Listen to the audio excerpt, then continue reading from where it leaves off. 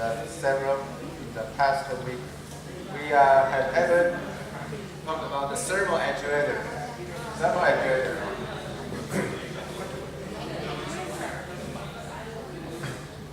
The thermal actuator, the expansion is very small, so we need an actuating amplification mechanism to make our output big. So the mechanism we use is the structure buckling. We use the structure buckling to make the displacement very large.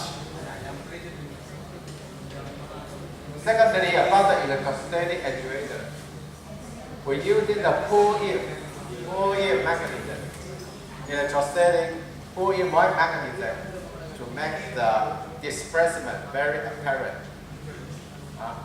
But anyway, for our actuator, we try to make the output or displacement obvious, make it bigger and bigger.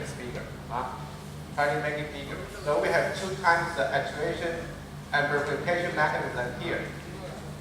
But for other kinds of actuators, it's not easy to find the proper actuation amplification way. For example, piezoelectric. Okay, so it's a capacitor sensor, the electrostatic actuator we have mentioned there, is the pull-in phenomenon. They try to do it beyond 1/3 of your original. I mean, use the electrostatic force, apply voltage. There's the electrostatic force, try to pull the electron close to each other.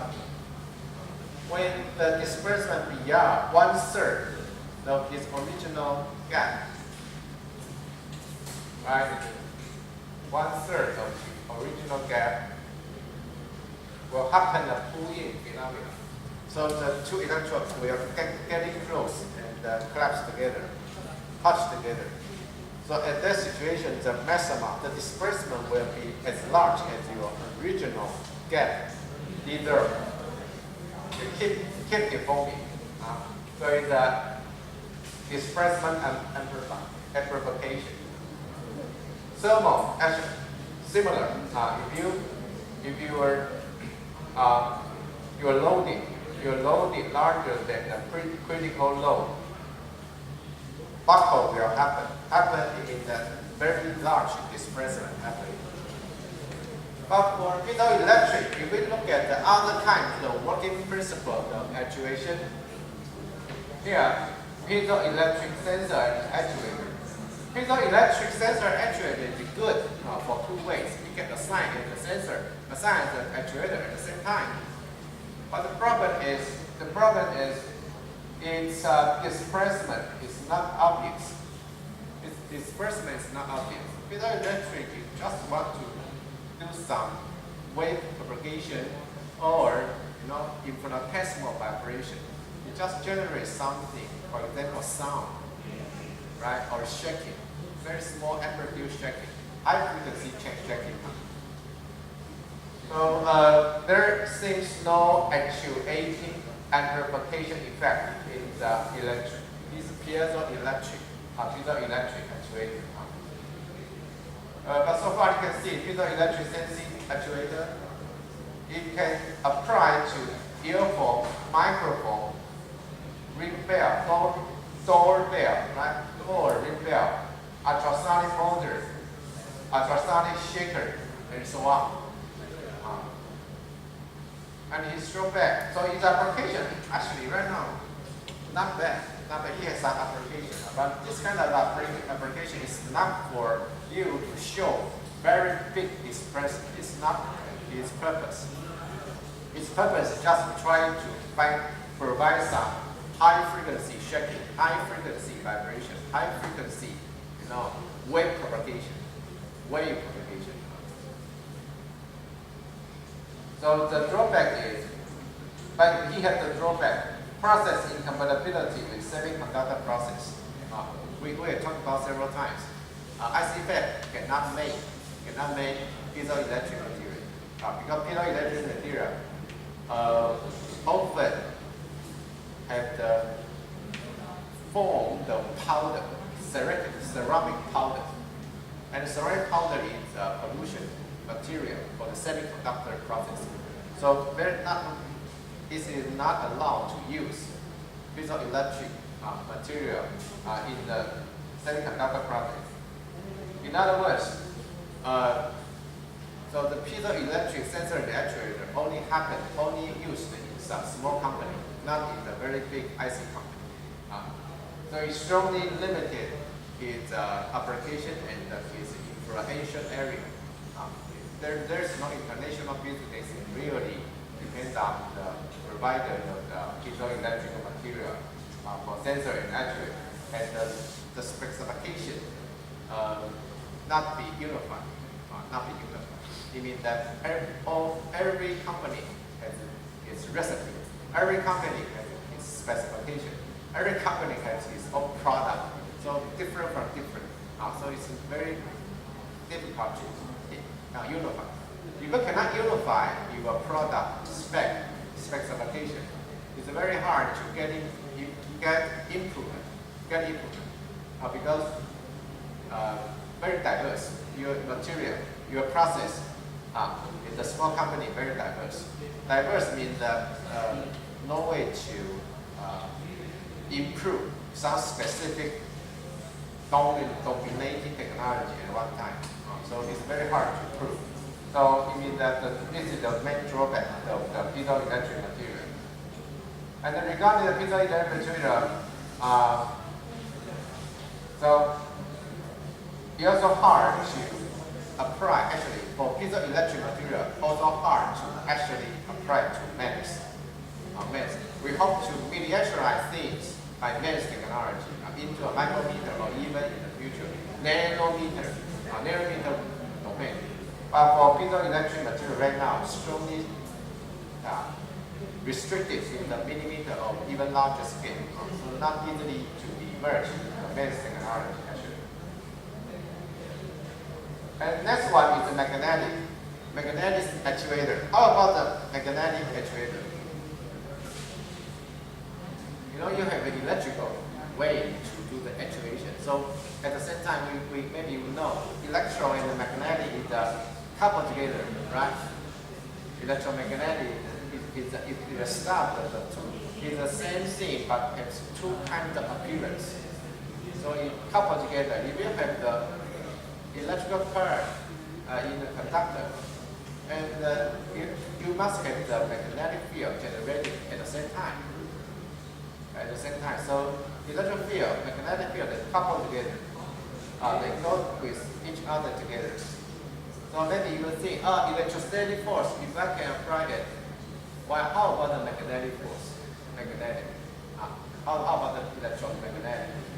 Electromagnetic, something like this. It's one configuration of magnetic actuator we have ever learned from the textbook or from the literature. You can see, if we measure about the magnetic, you always need a coil, magnetic coil, or a magnetic core. In that, for electrical conductors, we have a current. Right? We have the conductor to conduct current pass through the wire, metal wire, or something like that. But for magnetic field, you need a material, we call it a ferromagnetic field. Ferromagnetic material. Ferromagnetic material is good for you to conduct the electromagnetic lines carrying through it. And the magnetic line carrying through it should be closed current. So you need, for example, you need iron, or you need nickel. You need iron, nickel, cobalt, and some very large ability coefficient to conduct magnetic field across the material. So first of all, you need a material is a ferromagnetic material.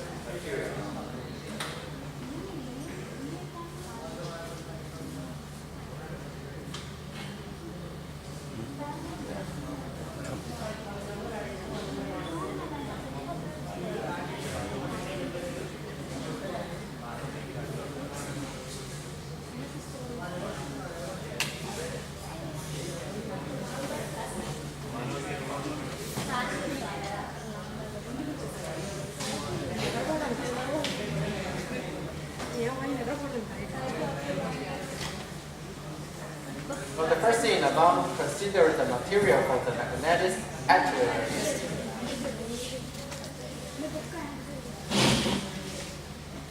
where the material is compatible with IC, the question is not clear, not yet clear.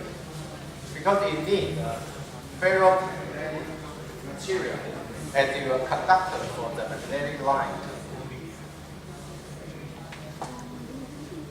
So if you want to have the magnetic actuator, the first thing you need is the magnetic core,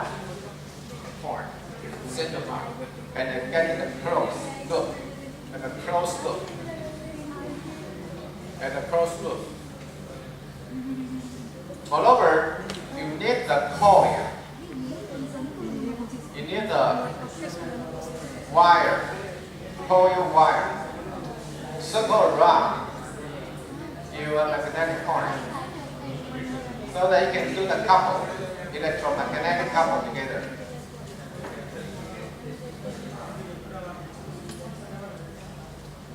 But this stuff you can see, coil is a three-dimensional.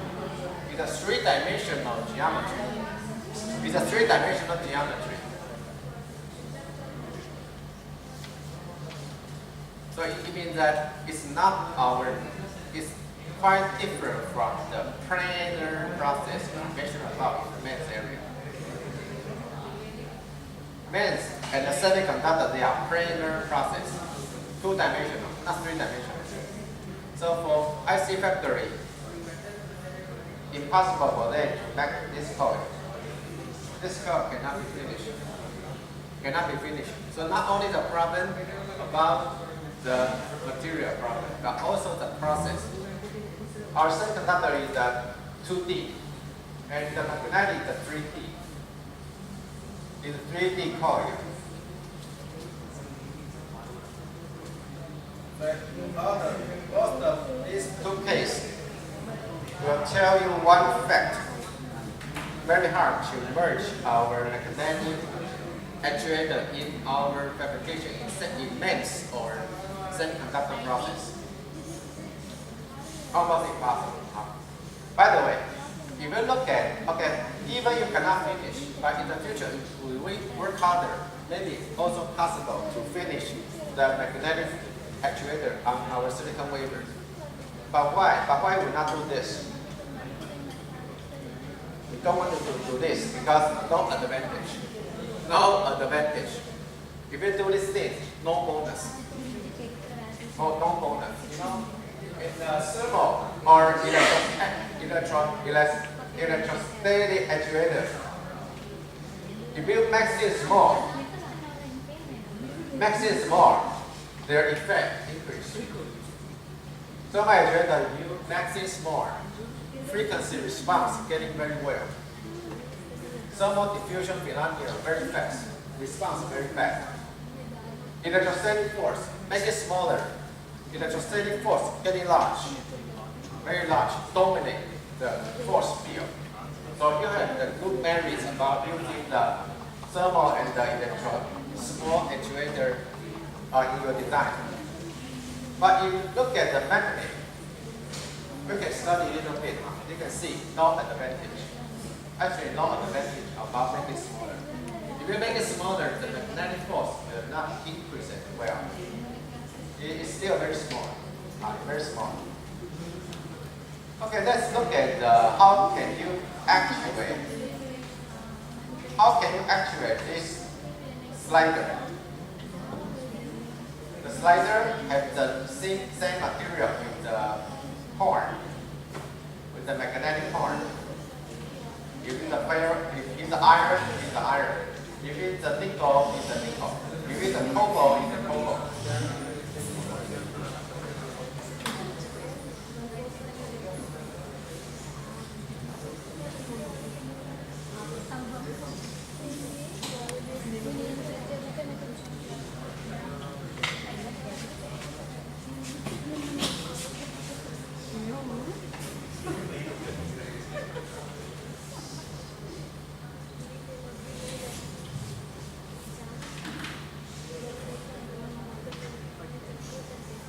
So how to actuate this slider?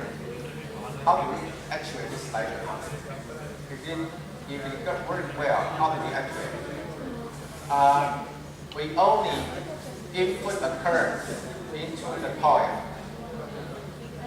Then you will induce a magnetic flux along this point.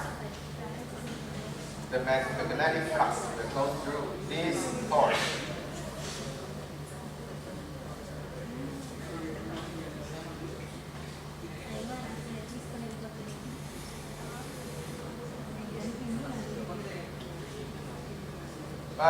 But because what?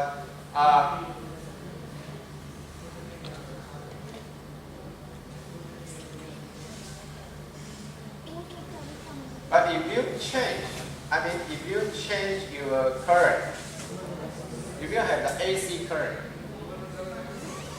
larger or smaller, or even have the simple harmonic changing, sine function, cosine function, sometimes large, sometimes small, in the AC current. You can have AC current, the magnetic flux inside is also AC. Also change with time. So finally, here we will induce a force to let the slider do the oscillation in the horizontal manner.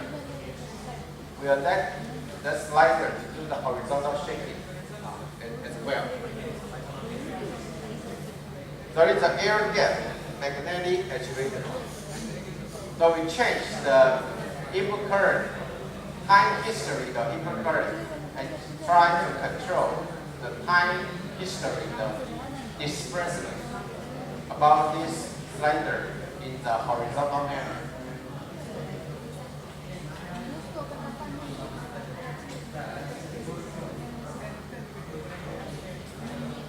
So how to conduct it? You need to calculate the inductance. You need to calculate the electromotive force. Electromotive force. Then you know the force on the inductor bar. I don't want to talk too much about this. You can refer to some magnetic statics. You can refer to some chapters in physics about the magnets. They will talk about the detail of this. So finally, you will see the magnetic flux density V, or magnetic force F, is with this formula.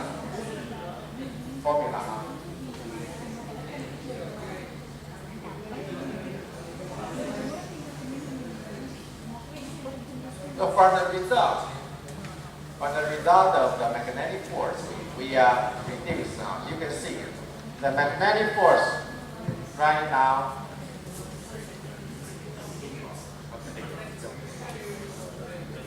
Line 28. Yes, sir. 9826. Present, sir. 9938. 9927. Hold on, ma'am. 10421. 9997. 9767. 63.